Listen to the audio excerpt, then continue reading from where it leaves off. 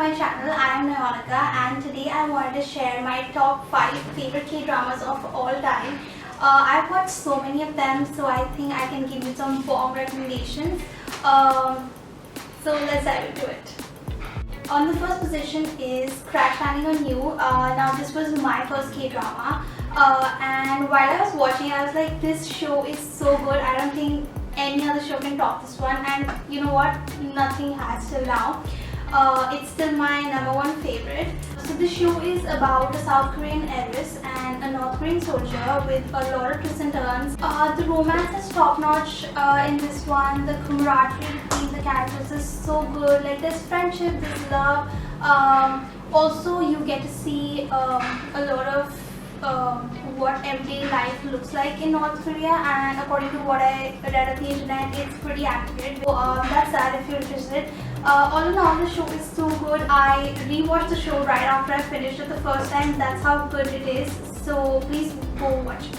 Next up is The Legend of the Blue Sea. It's about mermaids. I know, don't judge a book by its cover. This show is so good.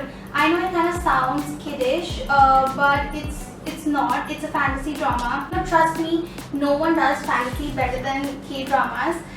So the main lead protagonist, Lee Min-ho, is a con artist, and he has this nonchalant, funny kind of a character, and the female lead is a mermaid, of course, and the romance is really sweet in this one. It's funny, there's romance, there's friendships. All in all, the show is really good. So please watch it. Like, don't be put off by the mermaid angle. It's really good. So watch it. So next up on the third position is Stronger Bong Soon.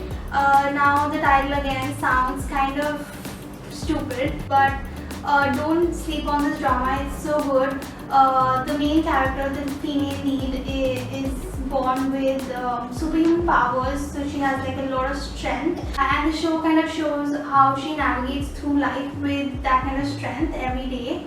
Honestly, the show is really good. All the characters are very likable except for the villain, of course. So there's a psycho kidnapper in it, which again makes it not just a romance drama, it's also a thriller. So to sum it up, it has action, thriller, romance, all of it basically, and all of what makes a good K-drama, you have it in this one. On the fourth number is Guardian, The Lonely God. It's again a fantasy drama, and like any other fantasy drama, this one is again so good. The show is about an immortal guardian who is waiting for his human bride so that he can die. Basically, yeah. So despite of having this sense of like an impending doom just waiting to happen, the show is really fun. The romance is sweet, the bromance is even better, the OST is one of the best. So basically there's nothing wrong, like there's nothing bad about the show. Everyone should watch it at least once. So yeah. On the fifth position is Farang. Now this one is a period drama, and I wasn't sure in the beginning if I even wanted to watch it, and to be honest, I watched it only because V was in it. So for anyone who's new to the world of K-pop, V is a member of the band BTS. So this show really surprised me.